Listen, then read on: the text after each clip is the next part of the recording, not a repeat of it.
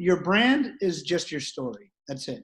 And branding is storytelling. That's the easiest way you can ever break down a brand is it's just your story. It's the one thing other people can't copy. They can copy everything else, but your story, they didn't live it. They don't have it. So your job as a person, as a brand, whatever it is to tell your story in a unique way that aligns the things that have happened in your journey that make you the most uniquely situated person to help your prospect in the world. From cave drawings to family histories to stories around the fire, humans crave order among chaos, connection amid isolation. So we tell stories. Our mission at the Storytellers Network is to bring the art of story to the masses. Whether you're in marketing, you're an entrepreneur, or you're developing your own personal brand, telling your story effectively can make the difference between celebrating milestones and collecting unemployment. The Storytellers Network strives to help storytellers tell their stories so you can learn from the best. Now, your host, the inbound evangelist himself, Dan Moyle. Welcome to the Storytellers Network podcast. I'm your host, Dan Moyle, and I'm so glad that you are listening to today's show. In this episode, we hear from an award-winning director, agent, author, songwriter, storyteller extraordinaire. In fact, he's a 5-time Emmy winner for directing and producing several short films. He also co-wrote the book Story Selling, which is actually how I got to know him. I read the book. I loved the idea. I watched the documentary Carmen because of it. And I even wanted to hire him for a project with a company that I no longer work for, but I couldn't get the budget for it because it's not cheap, but totally worth it. So instead of that, I get to actually interview him here. And today, Nick Nanton shares with the Storytellers Network his storytelling craft, his take on video, and so much more. In other words, Nick shares his story. And as we get into the conversation, just a quick reminder, find us online at thestorytellersnetwork.com for more episodes, for how to contact us, and for other resources and to help you tell your story. And if you like what I'm doing here, please leave a review. It does help me reach new storytellers. Now, let's get to the stories. So thanks for joining me today, Nick. Really appreciate you being on the show, man. How's it going? Doing great, man. I'm actually just back from 5 days of fishing in Alaska with some other cool guys you might know. I was with Joe Polish of Genius Network and Dave Asprey of Bulletproof and a bunch of other guys. It was a good time. That's awesome, man. Alaska, that's fantastic. So where's back to? Where are you located? So I'm in a little town called Winter Park, just outside of Orlando, and this is home. Everyone thinks I live in LA, but I live in Orlando. So you can really be a storyteller from anywhere then, can't you? Yep. Excellent. Right on, man. Cool. Well, do you consider yourself a storyteller? Were you surprised when I said, hey, will you be on this show called the Storytellers Network? Interesting question. I guess what I described, like I was just thinking, if someone asked me what I do, would I say I'm a storyteller? No, I really wouldn't. So yeah, I get the context, but I would, so I'm not surprised, but it's funny. It's just that's not language I normally use, but I do talk about, I help people share their story.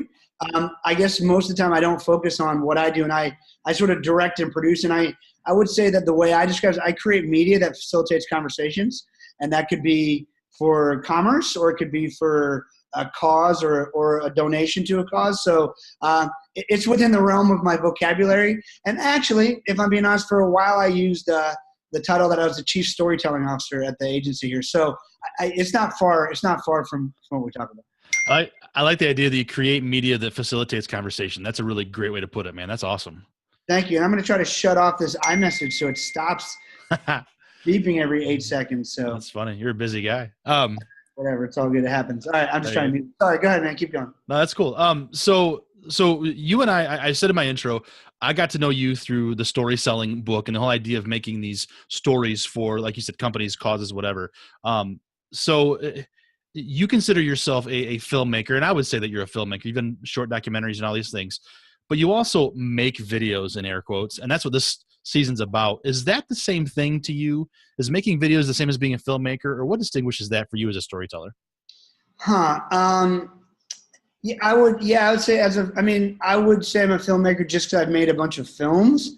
One of the cool parts about this interview, I guess, and just the conversation is I'm not like I said, I'm not an LA guy at all. Now I've done plenty of stuff in that world, but I'm an outsider when it comes to that world because I don't live in LA. I don't do the traditional studio routes. I don't do anything else. So yeah, I mean, the only reason I would consider myself a filmmaker is because I've made over 50 documentaries. Some might call me a documentarian. I call it a filmmaker because I believe that the movies we make are movies. They're just real. And so, when you watch the style of the stuff we do, it is very different to most of what I would call the talking head sort of doc stuff you see out there. Yeah. And so I want to dive into that a little bit. The movies that you make. So I discovered you through, like I said, Story Selling the Book. And then I watched Carmen. And man, what a great story. Why do businesses need a film like Carmen in this information age? It's funny. I was, that's probably that's either the second or third film I ever made. And it was just a client. I said, hey, this worked really well in this other context of the first film I made, Jacob's Turn, about a little boy with Down syndrome trying to raise money for an awareness for, kids with special needs. I was like, I know this would work for businesses. And so Tracy Myers, as you got to see, is a great personality, great guy. I'm like, Tracy, let's try it. And the weird thing about that, weird now, not weird at all then, when I did those originally, we had one phone call with Tracy ahead of time, but I showed up just with cameras and no script or anything, like no story. And we don't ever have a script because you can't script people. But nowadays, a big secret, everybody, if you're listening, I have an outline for everything because I don't enjoy research and writing. It's just not my pleasure. I enjoy learning and I enjoy sharing, but like the process of researching and writing is not for me. So every time I do an interview now or a doc or anything else, I have someone else do all the research and write it all up, and then I review it so I know what I'm talking about. But that's as Dan Sullivan, my coach, would call it, their unique ability. It's not mine. I'm going to stay in my lane. So I just showed up and we just made the story that was in front of us. So we did it in 2.5 days. Worked out. And, that was, again, the second or third. We've done 50-something now. The one I'm most proud of at the moment, I think will be for a long time, is when we made an Operation Underground Railroad about human trafficking. We did a raid. We raided the biggest sex trafficking ring in Haiti, the special forces, and freed a bunch of kids and other stuff. And that's out right now. People can watch it for free at OURfilm.org. That's like ourfilm.org if they want to see sort of where we've progressed to in storytelling. But yeah, I mean, we dig into the real story. Why does a business need one? Well, for instance, I'm coached by Dan Sullivan, the top entrepreneur coach in the world. He's the founder of Strategic Coach. I practice what I preach. I believe that everyone needs coaches, right? I mean, I spend hundreds of thousands of dollars a year on personal development, being parts of different groups, being mastermind and networking groups and other things. And that's like a real number. I know for sure over 200,000 a year for the last 3 or 4 years, right? Mm-hmm. And sounds like a lot of money. It is, but it's an investment. If I wasn't getting returns, I wouldn't do it.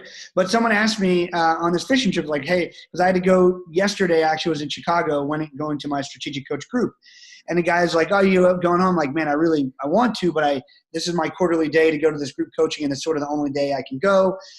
It's like, do you think that really works? Like, most of these coaches who just are coaches never had a business. And I mean, interesting conversation because there are a lot of those.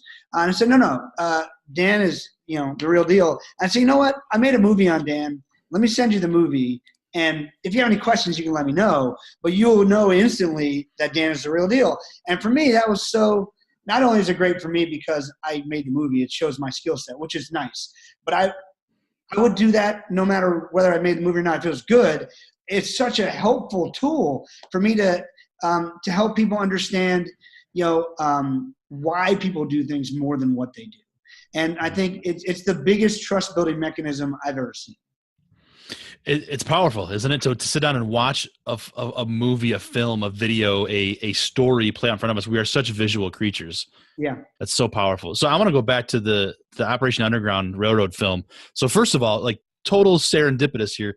My friend April was just talking to me and my wife Sonia about this the other night and talking about she is all in with this group now. She loves their mission. She was floored by all the facts. She watched your film and was telling us about it. I was like, you got to watch it. So now I have that on my to-do list this week. So that's funny that it's not funny, but like how amazing that it's your film. What is it that you loved about that, making that film so much? And so, because originally I wanted to ask you about Carmen, because that was what I knew you as, but the one that you're most proud of right now is this Operation Underground Railroad.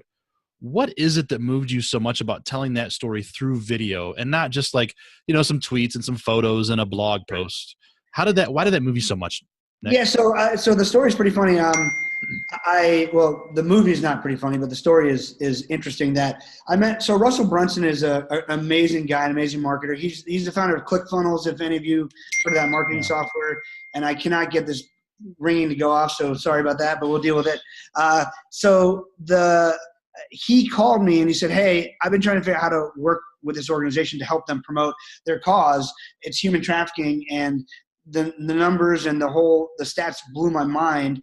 And I was trying to think about writing books." And he said, Russell's a really spiritual guy. He's like, "I was praying and your name came to me." He's like, so I was like, I'll call Nick. And I had met him.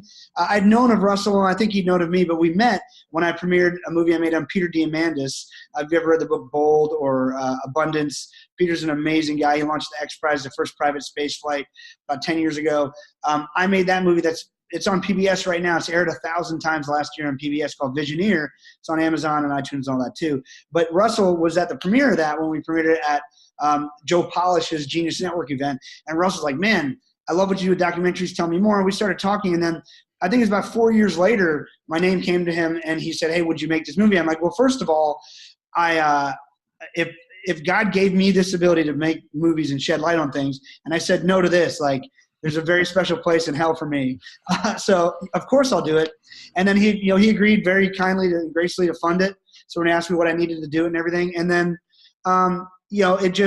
the thing we agreed to, we agreed to two things. We had to break one of the agreements. I'll tell you why. The first thing we agreed to is like, let's not tell this story if we can't find hope in it. Because like me, I don't do documentaries on negative things typically, because I can't, with my mindset and what I'm trying to accomplish in the world, I just can't wallow in something super negative for 9 months or 12 months, or like, it's just too much.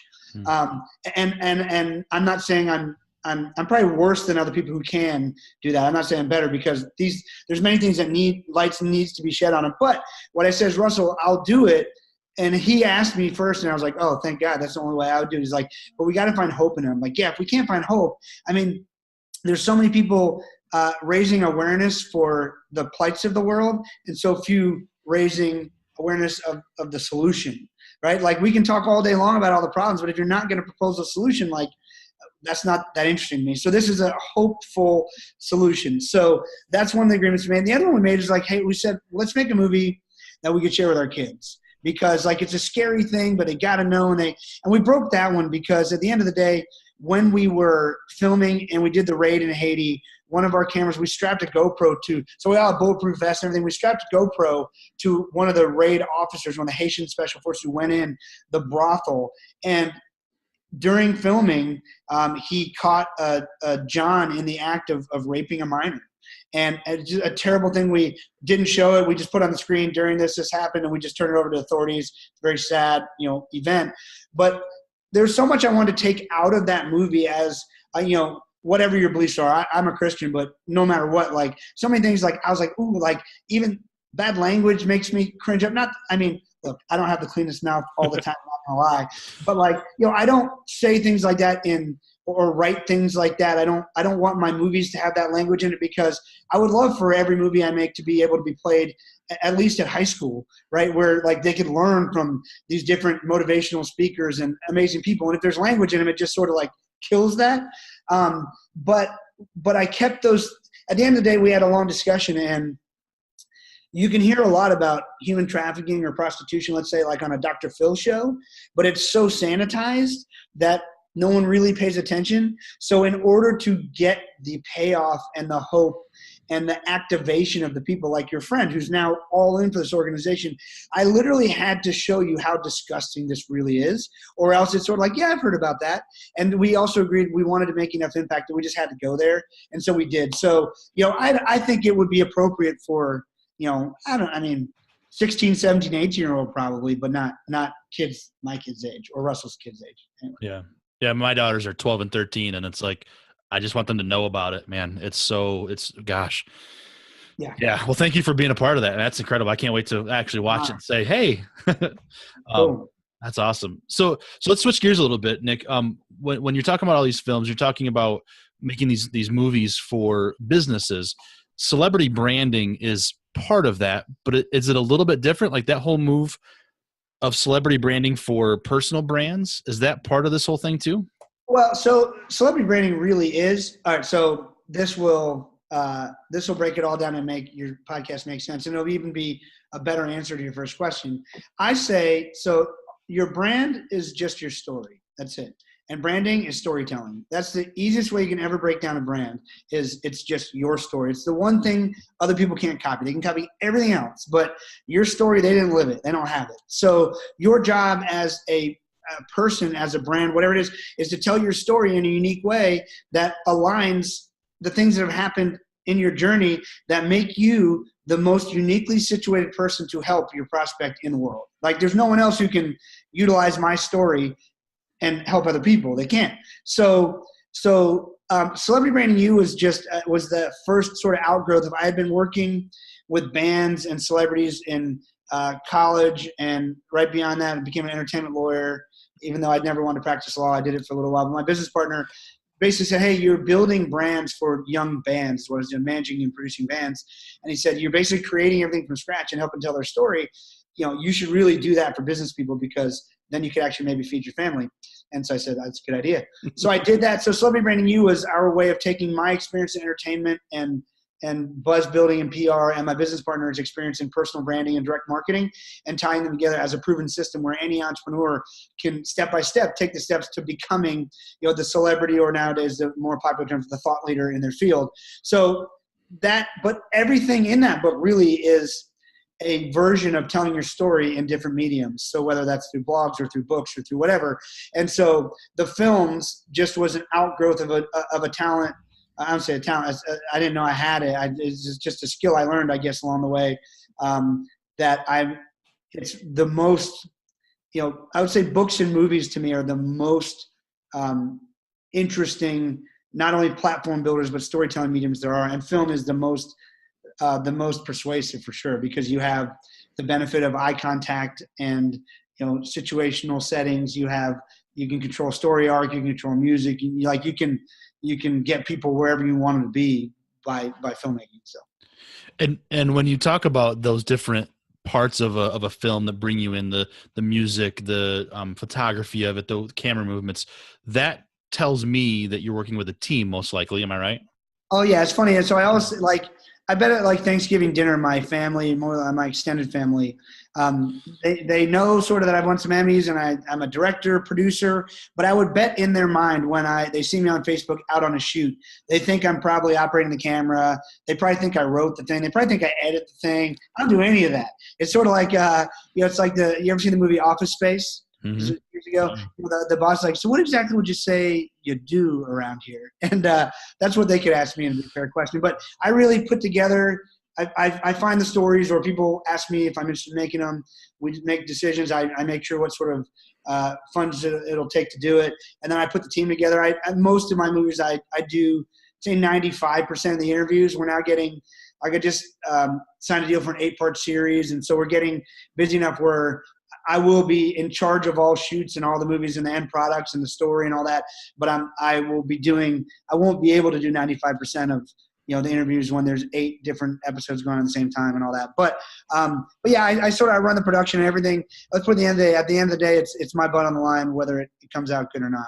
And so I do control a lot of it in between. And I'd like to think that my mood and my attitude and my style dictates who I even hire to help me tell the story, because we process things similarly. And most of my crew, by the way, are guys I've now been filming with pretty exclusively for 7 or 8 years. So all my shoots, there's a group of 10 guys that I typically travel with 4, and there's a group of 10 guys we've just been working together over and over and over. And one of my cinematographers is the host of he has a new show coming out, but he's also he's one of the main personalities on the show Ancient Aliens on the History Channel. He's an Egyptologist. And the other one of my other cinematographers is the host of a show called All the Pizza. He's from Italy, and so it's like it's like a traveling band of gypsies, and we have a great time together. So it sounds like you've built that trust over the years in order to be able to rely on them to tell your story, your vision then, huh? Yeah, of course. Yeah. And I mean, again, Dan Sullivan, I don't want to get too far into that, but I'll give him credit for it, talks about a concept called unique ability. And unique ability, sort of the problem with the in general attitude, or one of the problems with the world, is we've learned about this concept of we've sort of been duped into, most of us have our unique, I might as well just tell you the whole thing, why not? All right. Sure, yeah. So most of us have been like at 2 or 3 or 4 years old, you said you have kids, and I do, and most of us remember, even if you don't have kids, that sort of some of your talents start to come through. Like you're either a little bit funny, like your parents will laugh at someone, or like you're really cute, or you're really assertive, or you're really artistic, you're whatever, and you're very much encouraged in it up until you hit about the age of 5, when they shove you in this assembly line of the education system. I'm not knocking education, it's a great thing, but a teacher who has to make 30 ducklings, she needs them all to do the same thing or she can't handle them. So you get sort of put in this old sort of industrial system to teach you a bunch of things, and you basically then you go through school, and so basically they beat those talents out of you in some way for the next 15, 16 years more if you go to grad school and all that sort of stuff through college.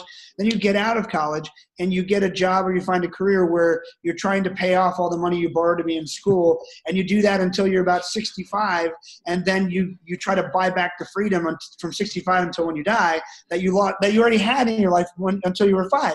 So the whole sort of problem with this deal is that much of it is just based on delayed joy of life and other things. And so Dan Sullivan teaches, hey, as an entrepreneur, we all seek these 4 freedoms of time, relationships, money, and I always forget the other one, but you get the point. That's what we seek as an entrepreneur more than anything, is freedom. Like we want to help people, want to do what we want to do, but we want freedom. Like we don't want to sit in a desk in a cubicle for 9 hours a day just because someone tells us we can. I'm not saying that's a bad thing. It's just, I can't do it. It's just not me.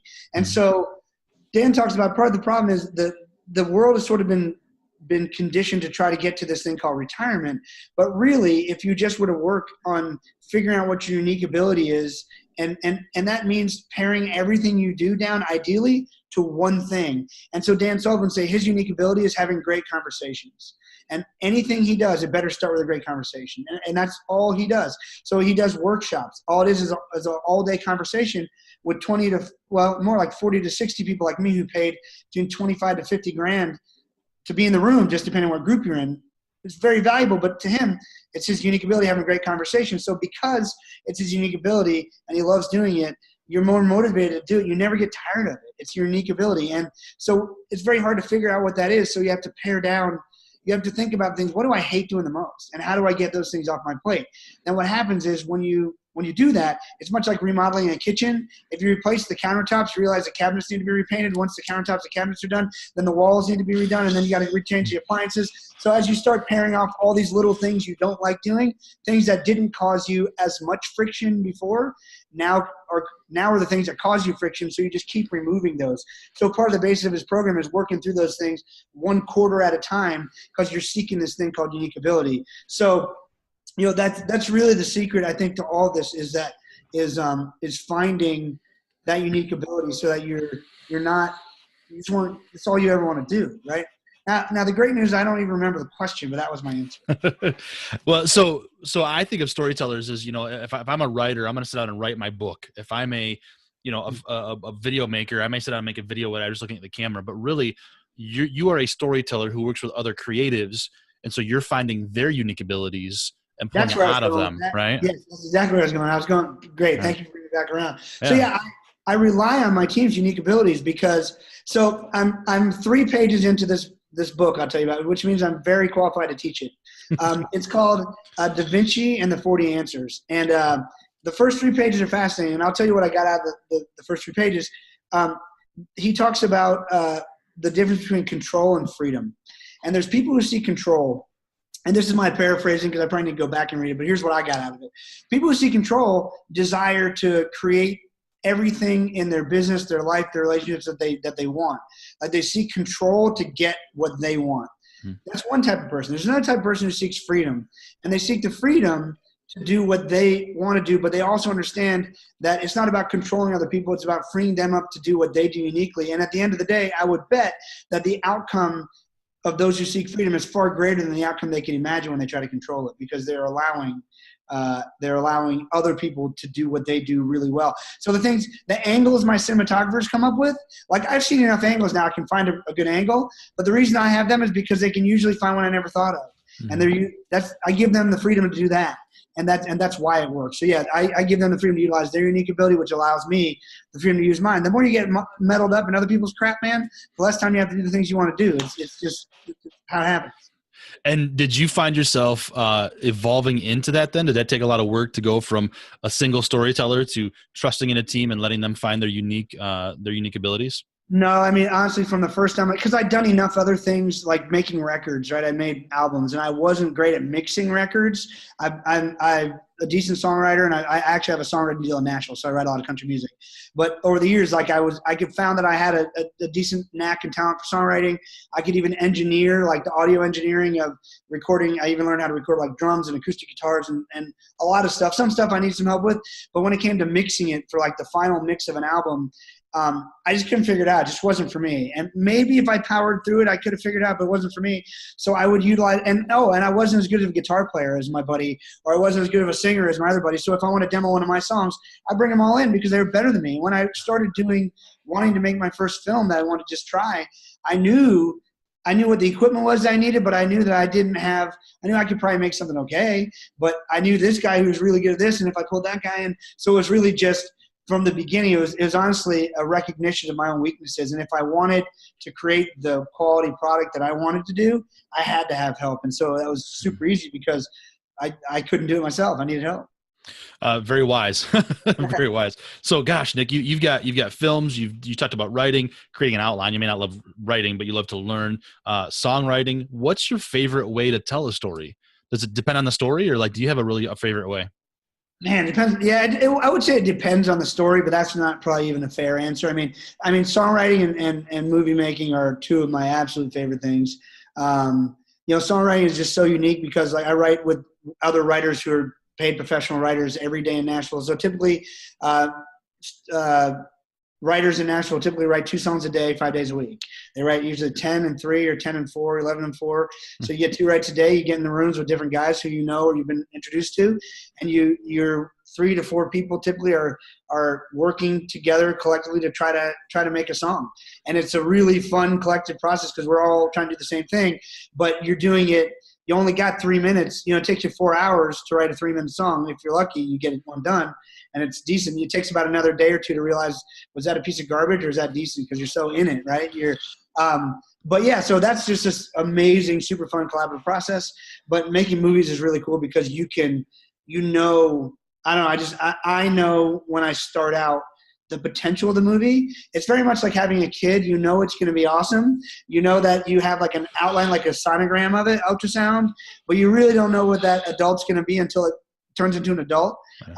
That's a cool thing about a movie. I know I've got great raw ingredients, but it's just enough of an addiction. My brother's a psychiatrist, and he says there's a reason people are addicted to slot machines, not vending machines. And it's because the outcome, you don't know the outcome. The vending machine, you know exactly what you're going to get.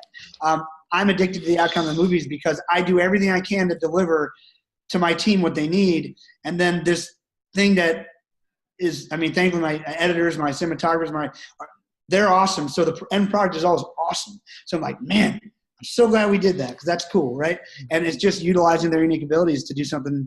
The sum of the parts is greater than, the whole is greater than the sum of the parts, right? So. Yeah, absolutely.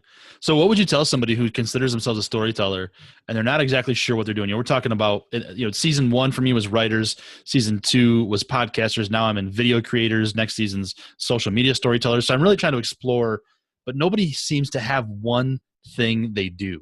What would be your advice to a storyteller if they're kind of developing their story?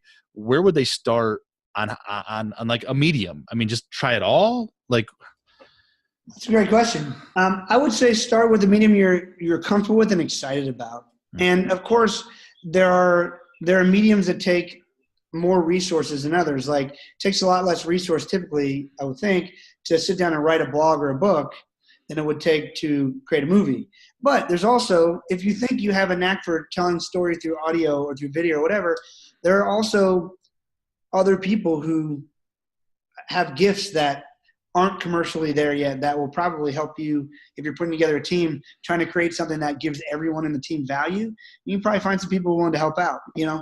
Those can blow up in your face too, but hey, we've all had that happen. It's just about finding the right people. You just don't know until you do it, Yeah. I would just say, I always tell people just go start moving in the direction that you're excited about, because if you're excited about it, like that's what you're going to talk about. Those conversations and your subconscious is going to lead you to places that if you're not excited about, you never get to. Yeah. Amen. And so the other thing is if I think that video might be what I want someday, but I'm kind of afraid of it, because that's a thing that I used to run into when I was in marketing for AmeriFirst when we first met. The loan originators were like, yeah, video's great, but I don't know. I don't want to do it. Or when I was in news and you'd go man on the street interviews and people would say, well, yeah, I witnessed whatever this is you're talking, but I don't want to go on camera. Yeah. How do you coach somebody through that who's kind of afraid or unsure of the video world of storytelling?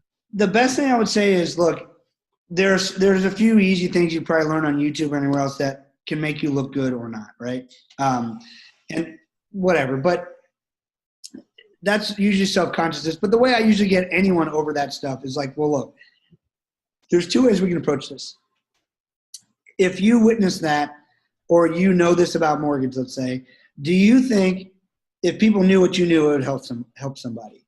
And if the answer is yes, then you need to get over yourself and you need to do it for other people. And once you start doing it to serve others and you realize that you're doing video to serve others, then you no longer have to think about yourself because it's not about you. So your only job, if you believe in it, is to be a messenger. So who cares that it's video? It's just a medium. If you think what you can do will help other people, then get out of the way, because it's not about you. It's about those other people you want to serve.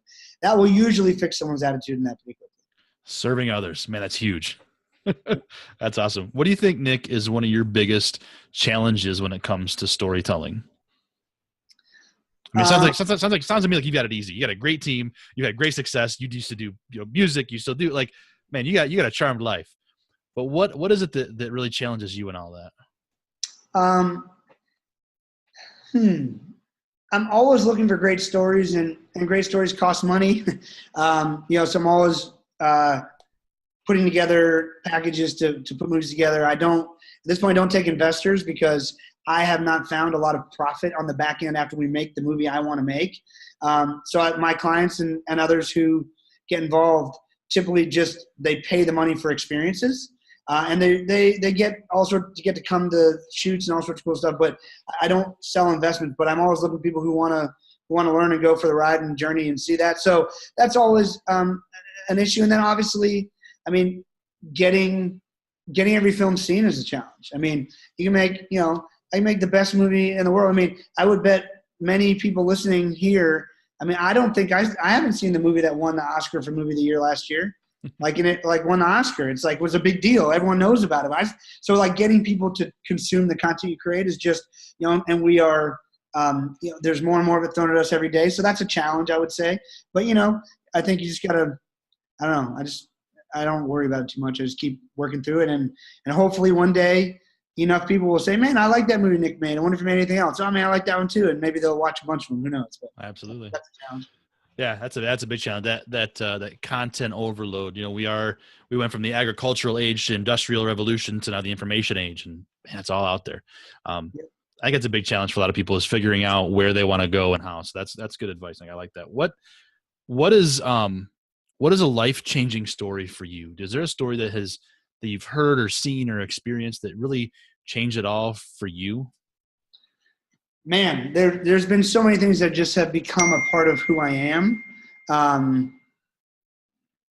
So, I mean, like that, obviously the Operation Toussaint movie about Operation Underground Railroad, number one, just learning and seeing that process and the people who risk their lives every day to go do raids and rescue these kids. I just did a film about called A New Leash on Life, the Canines for Warriors story.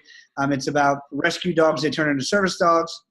And they train them and they give them to wounded warriors with PTSD, and they go through life together and they literally save each other's lives. Just seeing that process and learning by interviewing the soldiers and the warriors who, we've all heard the stats of, 21 suicides a day, and I didn't really understand why, but then just getting to understand and see what they go through and why it turns into suicide.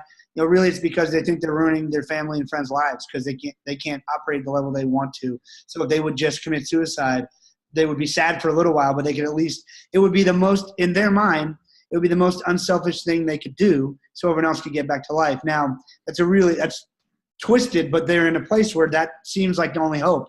And so these dogs give them back hope and give them their lives back. So I would say, I mean, every story I tell, whether it's about, Jack Canfield wrote Chicken Soup for the Soul books. I did his movie. It's on Amazon iTunes. I did Brian Tracy's. You heard of Brian? Like, I take every movie I take pieces for, and they affect my life because everyone I'm around has a level of wisdom, whether it's about business or life or experience, that I don't know. So it's hard to say one, but I try to just learn from every movie I make. I hear you say story connects us and stories change us, and that's so good to be open to that, right?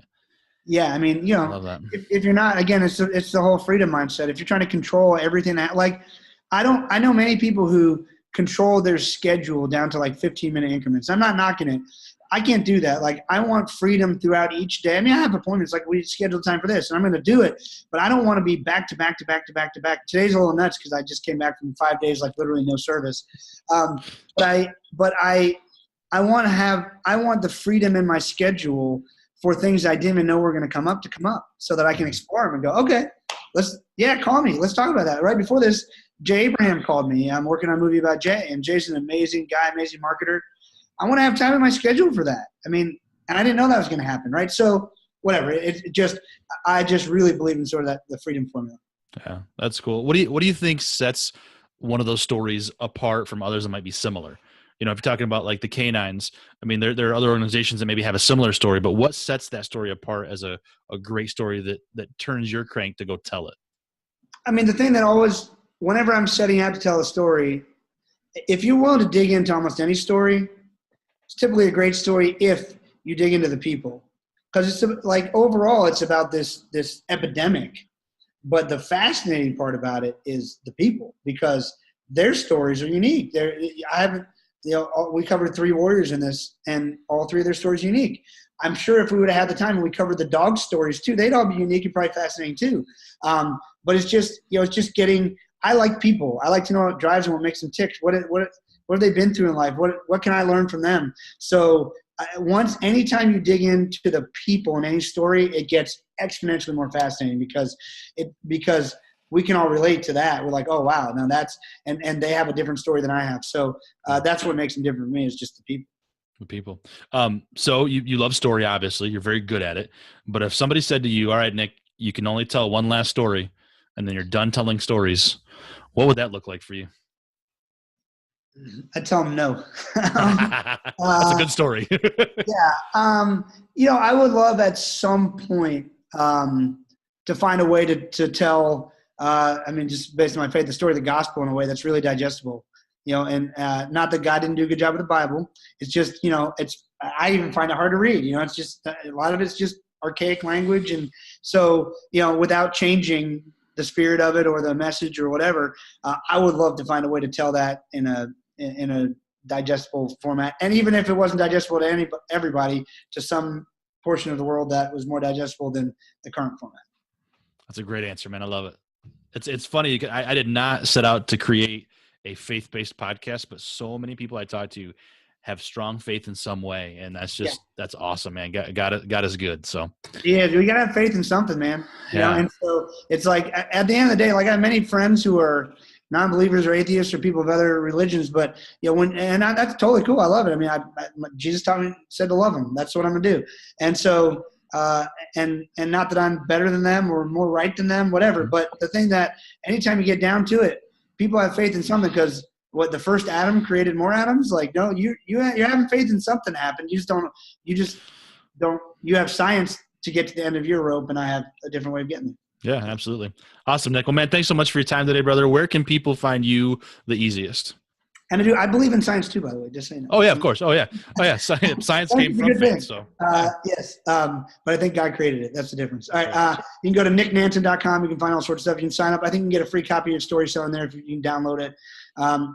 nicknanton.com. Or a lot of people like the audiobook of Storytelling. It won, I think, Business Audiobook of the Year. Anyway, you can find me online. You can Google me. I'm not hard to find as long as you spell my name right. Yep, absolutely. We'll have that in show notes, man. Cool. All right, Nick, I appreciate your time today, brother. Thanks for having me. Take care. Thank you so much to my guest, Nick Nanton. Be sure to visit him online. You can find all those links in the show notes. And hey, if you enjoyed the episode, please consider sharing it all over the place, social media, send it to somebody in a text, email it, just tell somebody on the street. I really appreciate all that sharing going on. And if you really like what we're doing, what I'm doing here with the Storytellers Network, please consider leaving a review over on Apple Podcasts. In fact, here's a review from Dan Grimes. He says, Dan Moyle has truly hit the nail on the head with the Storytellers Network, offering a continuously valuable source of knowledge and inspiration. And that's the key that I like, for storytellers and beginners alike. I'll be listening for life. Thank you so much for that, Dan. I do hope you're still listening and enjoying the shows. So there you go. Man, I had so much fun talking to Nick. I hope you enjoyed it. I cannot believe that he is the filmmaker behind Operation Underground Railroad. April, thank you for telling me about that. I am excited. I'm not excited. I'm looking forward to digging into that. It sounds excited. It just sounds weird to say that, but I really appreciate you telling me about that. I look forward to digging into that and seeing that and seeing how we can help those children. So please go check out Operation Underground Railroad and check out Nick online. So there you go. Hey, until next time, here's to telling our stories and having those stories to tell. Cheers.